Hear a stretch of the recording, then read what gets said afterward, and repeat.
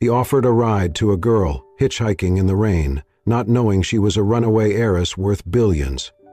Rain fell in sheets, relentless and cold, slashing across the highway like nature's fury had awakened with no intention of mercy. Luke's windshield wipers fought to keep up, the rhythmic thump the only sound in his truck, besides the low hum of the engine. The headlights cut through the darkness, catching glints of silver on the wet asphalt. He squinted, leaning forward slightly. That was when he saw her, a girl, barely more than a silhouette at first. She stood at the edge of the road, soaked from head to toe, hair clinging to her face, her arm outstretched, with a desperate thumb pointing toward the endless highway. She looked like she had been standing there for hours. Luke slowed the truck, tires hissing on the wet pavement, and rolled the window down a few inches. "Need a lift?" he called out over the sound of the rain. She stepped closer, hesitated. Her voice was tight and hoarse. I got turned around. I was trying to get to town, but I think I walked the wrong way. I don't have a phone. Could I ride with you? Just until the next stop?" Luke studied her face in the dim light. She was young, maybe mid-20s. Her clothes were damp and thin, her eyes guarded but not wild. He could see she was exhausted, vulnerable, and yet still upright, still trying to move forward. "Hop in," he said, reaching across to unlock the door. She climbed into the passenger seat, wrapping her arms around herself. Water dripped from her sleeves onto the seat. Luke handed her the blanket he kept behind his seat, and she took it wordlessly, teeth chattering softly. "Thanks," she muttered after a moment, voice barely above a whisper. They drove in silence for a while, the truck weaving carefully through the rain-slicked curves of the road. After a few minutes, Luke broke the quiet. "Name's Luke. I run a small motel up the road, trying to keep it from falling apart." She glanced at him, then turned back to the road ahead. "Ella," she said. "Just Ella." He nodded, not pushing further.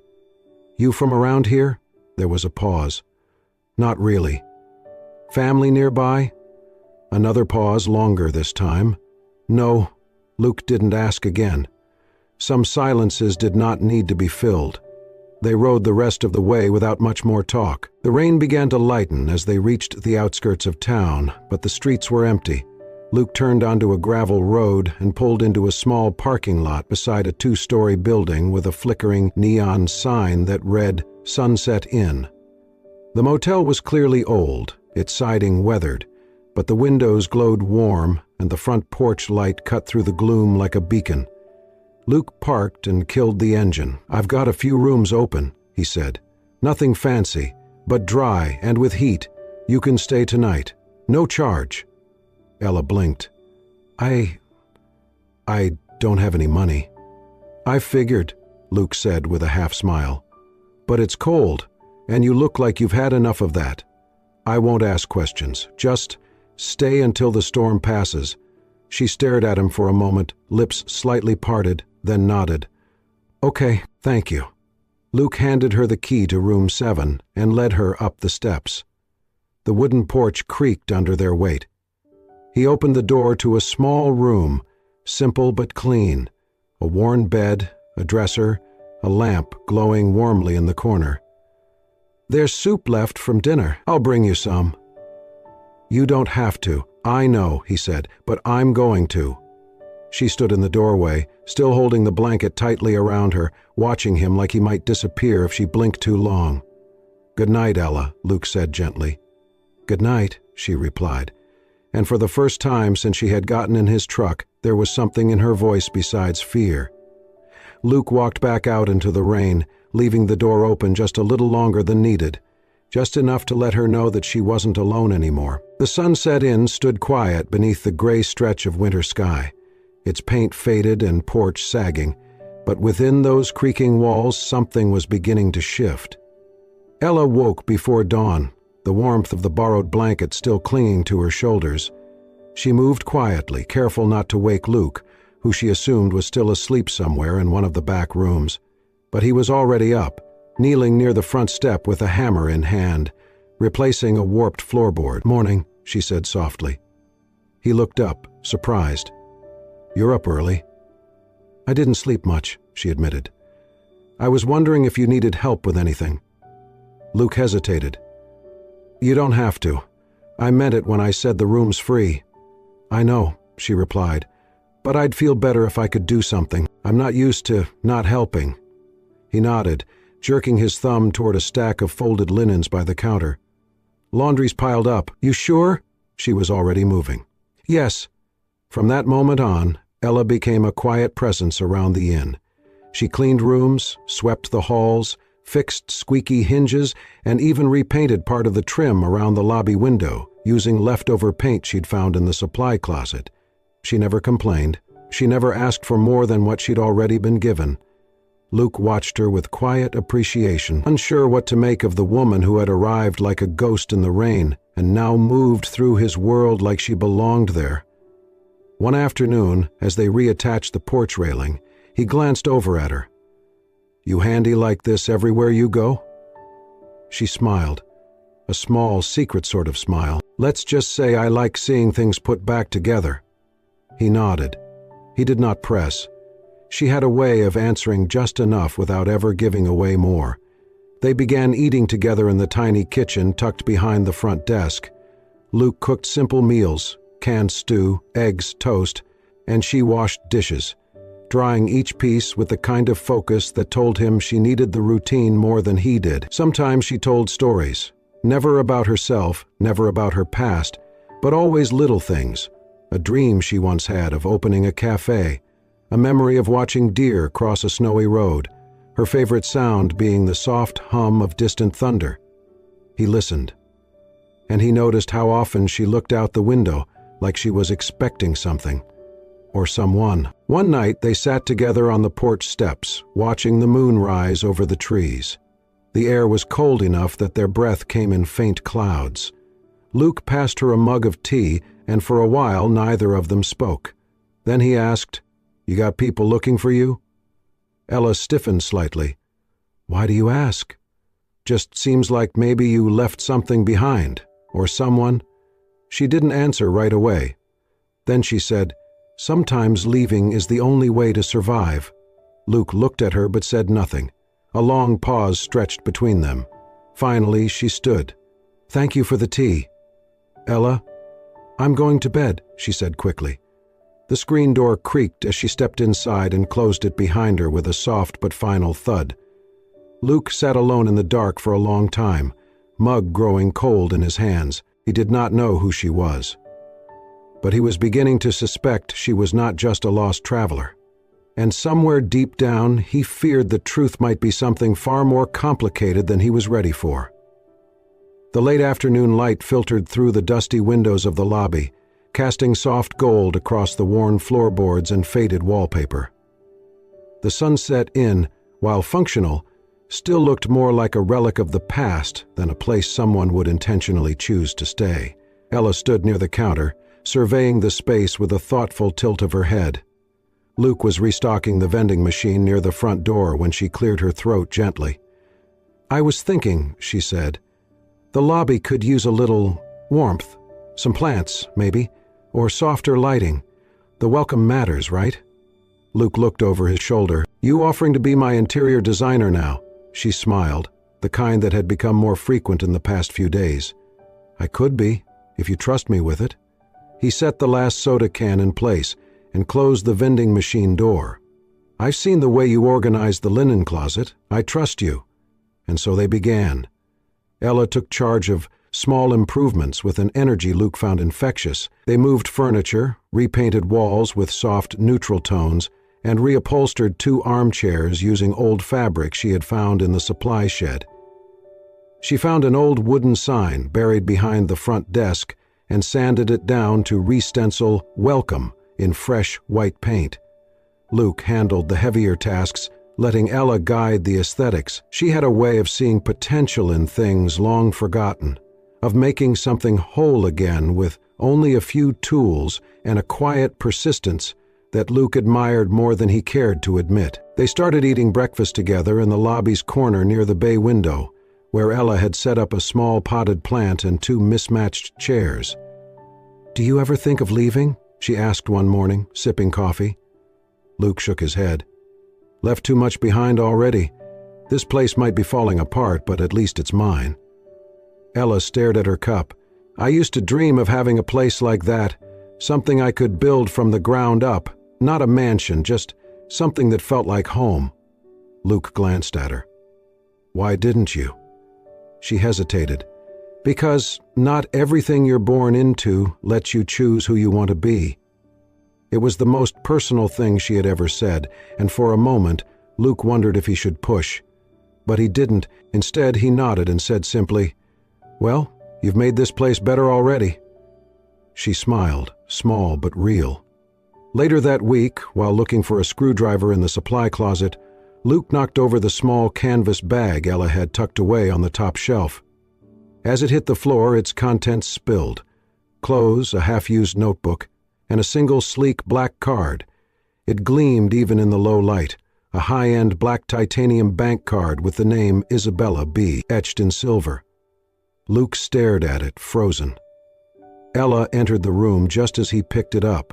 Her eyes widened, and she quickly stepped forward, snatching the card from his hand. He raised his hands in surprise. "You okay?"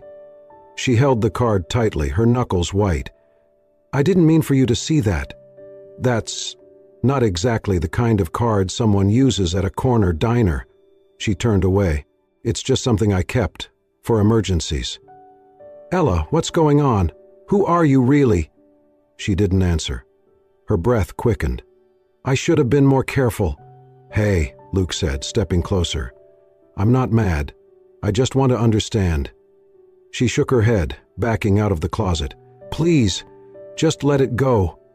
And with that, she turned and walked quickly down the hall, disappearing into her room. The door clicked shut behind her.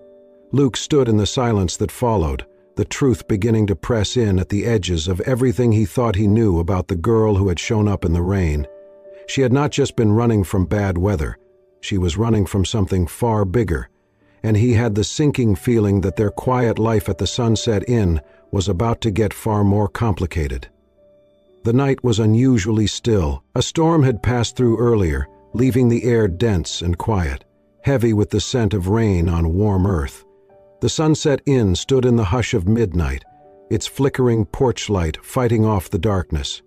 Inside, Ella was curled up on the couch in the main office, a book resting on her lap, the soft hum of a space heater filling the room. Luke had gone to bed hours ago after finishing work on one of the plumbing lines in room 3. The power had flickered once earlier but then steadied. Ella didn't notice the faint smell of smoke at first, not until it began to thicken, curling beneath the door like a warning too soft to be heard. She stood, coughing once, then again, eyes darting toward the back hallway. That was when she saw it. The glow behind the door to the electrical room, orange and angry. She rushed forward, but the heat pushed her back. She tried the fire extinguisher, but it was old, rusted shut. The flames leapt fast. The dry wood of the inn fed them greedily. From his room, Luke woke to the sound of a loud crack, then the unmistakable scent of burning wires. He stumbled from bed, barefoot, and bolted toward the lobby. "Ella!" he shouted, coughing into his sleeve, but the smoke was already thick, blinding. He grabbed a wet towel from the sink and wrapped it around his face. The flames were crawling across the ceiling beams now. He moved toward the office. "Ella!" he shouted again. A faint voice, coughing, then nothing. He forced the door open and saw her collapsed near the couch, trying to crawl, her face pale, her hands shaking. Without thinking, Luke dove in. The heat seared his arms, the smoke clawed at his lungs, but he reached her. She was barely conscious. He lifted her in his arms and turned back toward the entrance. Each step was harder than the last.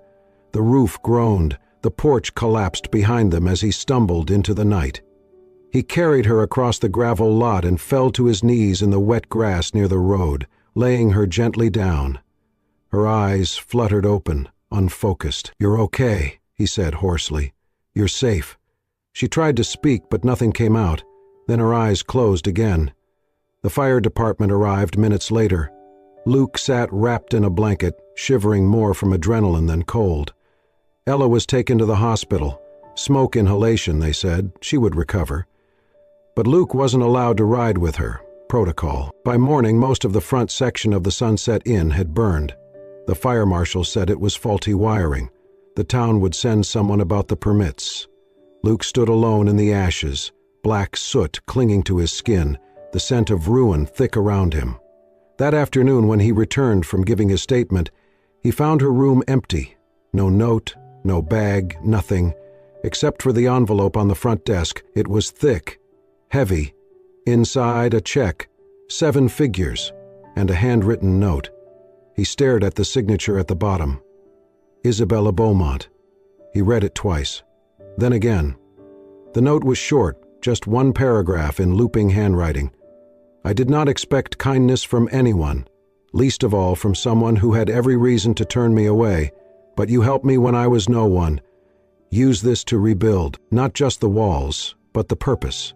Make this a place for people who need a beginning. Thank you for seeing me. For not asking who I used to be. Isabella. Luke sat down in the rubble, still clutching the paper, and let the rain begin to fall again around him. The fire had taken the building, but not everything had been lost.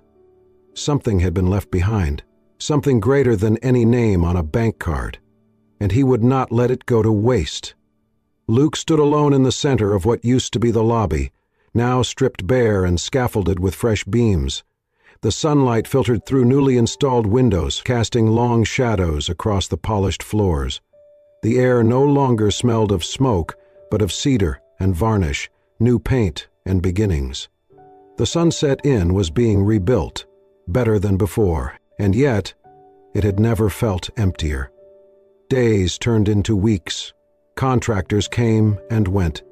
Luke worked alongside them, sometimes from sunrise to well past sundown. He poured himself into the repairs with a quiet determination, his hands always busy, his thoughts never still.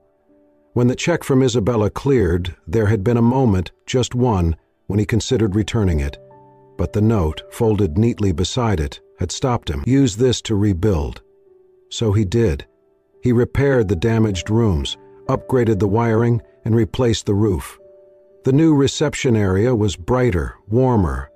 Ella's touch still lingered in the design, the color palette they had chosen together, the placement of the armchairs by the window, the little coffee bar she once joked about setting up. He built it anyway and placed a jar of sugar packets right where she said they should go. But every evening, when the tools were down and the lights dimmed, the silence pressed in harder than the walls. Luke had no way to find her. She had left no number, no address, no breadcrumbs to follow. Just a name, Isabella Beaumont. He had thought of looking her up online a dozen times, but every time he typed the name, his fingers hesitated. It felt like crossing a boundary she had chosen to keep in place. Maybe she did not want to be found. Still, some nights, he drove past the edge of town, the place where he had first seen her, standing in the rain, drenched and desperate, asking for a ride with a voice that held both fear and hope. He would slow the truck, stare into the dark roadside, and wonder if maybe, just maybe, she had left a piece of herself there, waiting. Then, one morning, everything changed. Luke was in the small cafe down the street, flipping through a worn newspaper while waiting for his order, when a photo caught his eye. A black and white image, small and sharp, embedded in the center of a page filled with business news. Isabella Beaumont returns after disappearance. Heiress re-emerges months after vanishing from public eye. Luke's hands froze. He leaned closer, heart thudding. The article spoke of a scandal, a high-profile family, whispers of rebellion, and a sudden disappearance that had sparked rumors across tabloids and boardrooms alike. It mentioned a trust fund, a corporate takeover, and a woman who had walked away from all of it without a word, only to reappear suddenly, quietly, and just as mysteriously as she had left. There was a recent photo. It was her. Ella. Her hair was pinned back, her posture perfect, but her eyes, those eyes he had seen lit by the glow of a fire, clouded with smoke, soft with unshed emotion across a breakfast table, they were unmistakable. He read the article twice, 3 times. She had returned to her world. The article did not mention where she was now, only that she had declined all interviews and was adjusting privately. Luke folded the paper carefully, sat back, and stared out the window. So she had a last name. A legacy. A life he had never imagined. But none of that was what stayed with him. What stayed was the sound of her laughter when paint spilled on his shirt, the way her brow furrowed in concentration while sanding a picture frame, the warmth of her hand on his arm the night she had first said thank you, not for the room, but for believing her when she could not say who she really was. She had left him a gift far greater than money. She had trusted him with her truth. Now all he could do was honor it. The Sunset Inn would open again in 2 weeks, and there would be a room just for her, left empty, not forgotten, in case the rain ever brought her back. The package arrived on a quiet Tuesday afternoon. Luke had just finished repainting the final window frame in room 6 when he saw the delivery truck pull up the gravel driveway. He wiped his hands on a rag and stepped outside, surprised. He was not expecting any supplies this week. "Package for Miss Luke Thorne," the driver said, handing over a slim box, long and flat with a New York return address printed in elegant script. Luke frowned. He took it carefully, thanked the driver, and brought it inside to the newly renovated lobby. The package felt too light for anything mechanical, too polished to be accidental. He slit the seal gently with his pocket knife. Inside he found 2 things. The first was a letter, handwritten on thick cream-colored paper. The ink was dark, neat, unmistakably hers. "Luke, I do not know if words are enough, but they are all I have now. I left quietly because I was scared, not of you, but of what being known by my real name might change between us. I thought that disappearing would protect what we had built. But I see now that silence is not always kindness. Thank you for the roof, for the warmth, for letting me be Ella when I could not yet be Isabella. Thank you for never asking more than I could give." Enclosed is a small photo I had taken. It was sent to me by someone passing through town.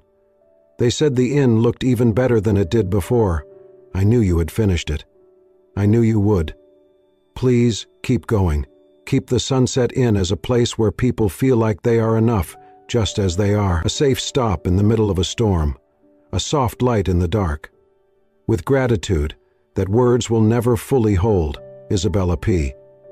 If you ever find yourself in New York, I owe you a real cup of coffee. One that does not come from a gas station. Luke set the letter down slowly. His chest felt full, tight, warm in a way he had not expected. For a long time, he simply sat there, hands folded around the paper, reading and rereading her words. Then he reached into the box again and pulled out the second item. A photo.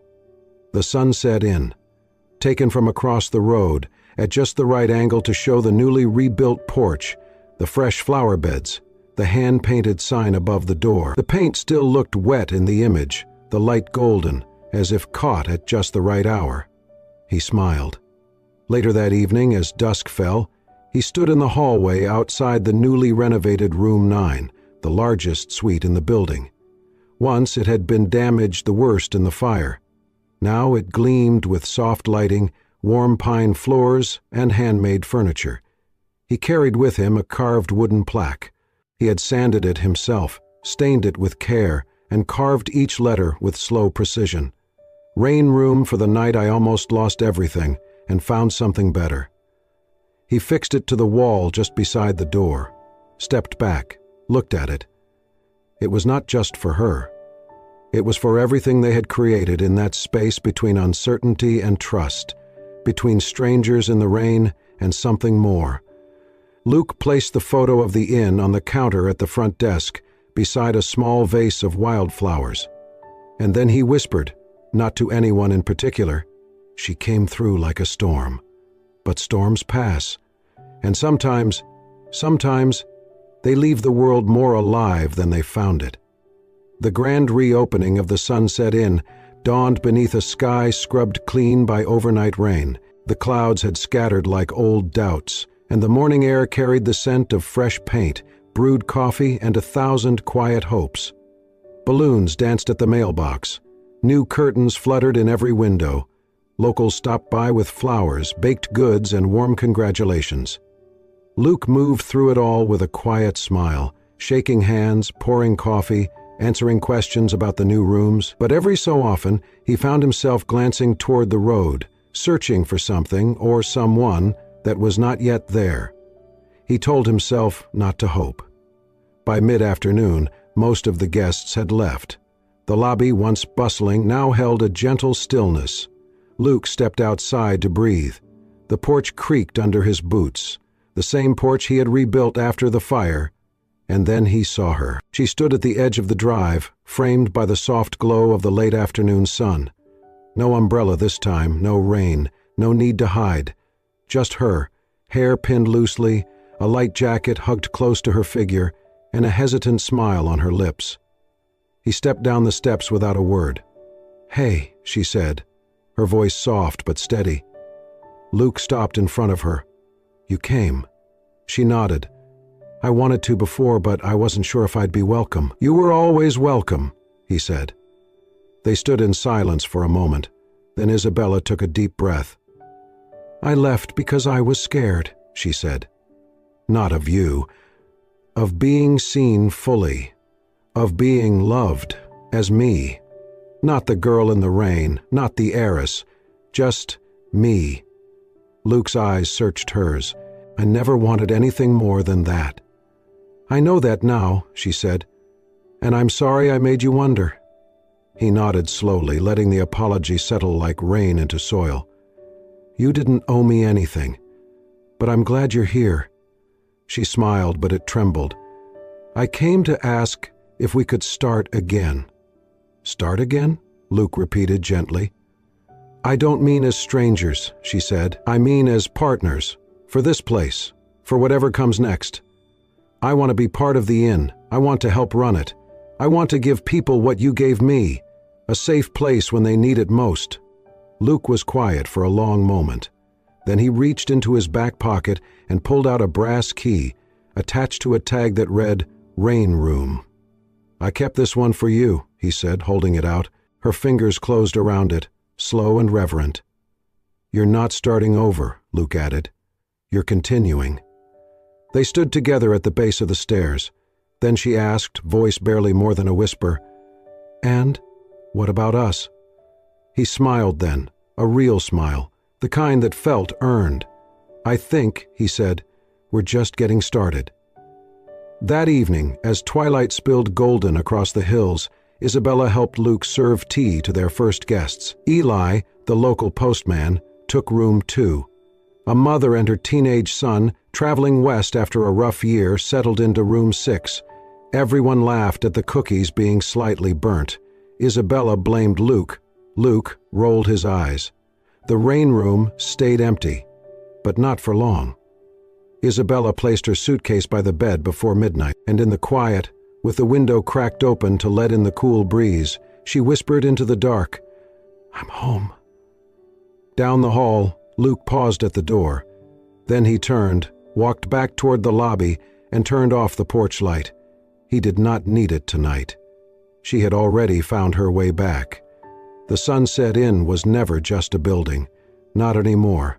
By late autumn, the rooms were nearly always full, not with tourists or corporate travelers, but with people passing through on their way to something better. Women escaping bad marriages, veterans rebuilding from nothing, young couples trying to start over. And each of them was greeted not by staff in uniforms, but by Luke and Isabella, often side by side at the front desk, a quiet warmth in their smiles.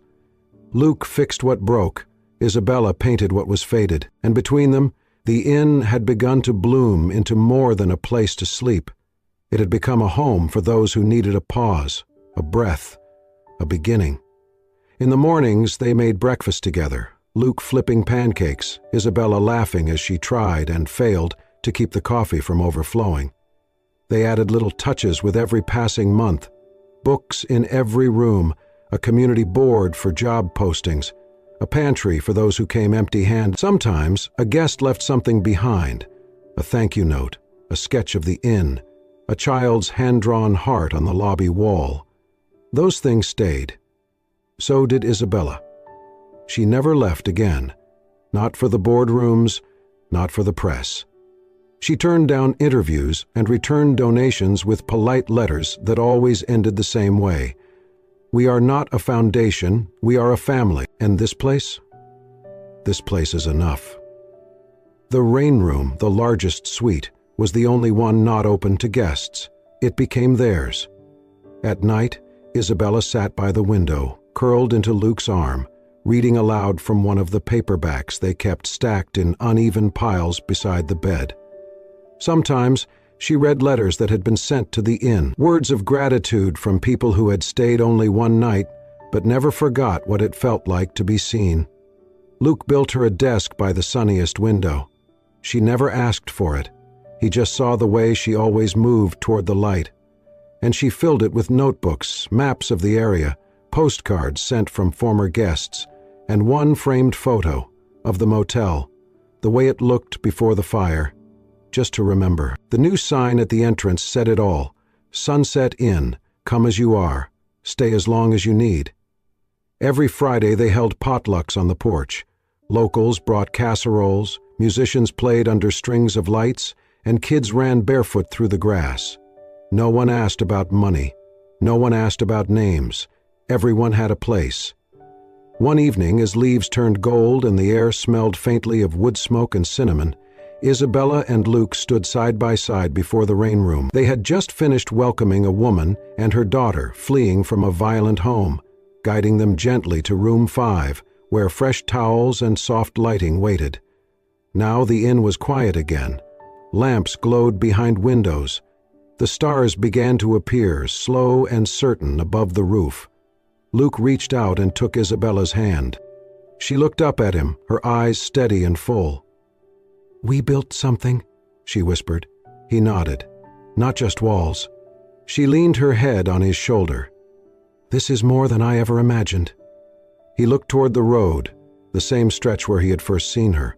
A girl in the rain with no name and a story she was not ready to tell. And then he looked back at the inn, at the lives that had passed through its doors, at the woman beside him. "You changed everything," he said. She smiled. "You gave me a place to start." They stood in silence for a while, not needing to fill it with words, and as the breeze rustled the leaves, as the porch light flickered softly overhead, they both knew the truth. This was not a love story about grand gestures or perfect beginnings. This was a story about second chances, about what happens when kindness meets courage, and about the quiet miracle of finding home, not in a place, but in a person willing to stay. If this story moved you, the quiet courage, the unexpected love, and the power of choosing someone over and over, then you're exactly where you need to be. At Soul-Stirring Stories, we believe in the kind of tales that stay with you long after the screen fades to black. Stories of healing, hope, and the kind of love that does not ask to be seen, but is felt in every quiet gesture. If you felt something tonight, do not forget to like, comment, and subscribe to Soul-Stirring Stories for more heartfelt journeys just like this one. And remember, sometimes all it takes is a rainy night, a kind stranger, and a place to belong. We will see you in the next story.